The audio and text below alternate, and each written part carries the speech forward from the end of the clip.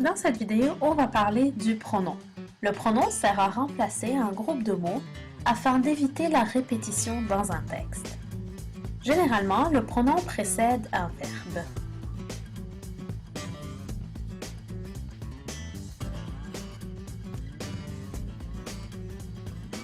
Le pronom peut remplacer un groupe du nom.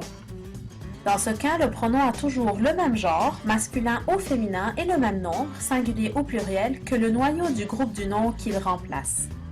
Dans l'exemple, Chloé ramasse des cailloux. Ils sont petits. Le pronom « il » reprend le groupe du nom des cailloux, qui est au masculin pluriel. Chloé les met dans un sac. Le pronom « les » remplace aussi le groupe du nom des cailloux. On a encore un autre pronom.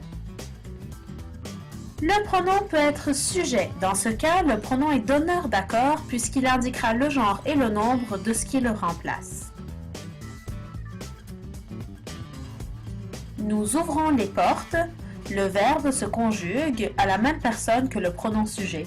Ici, on a le pronom « nous », première personne du pluriel.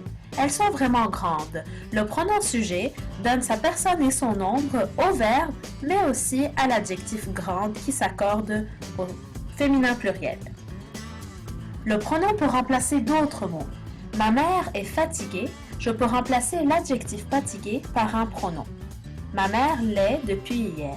Le L' ici est un pronom qui reprend l'adjectif fatigué.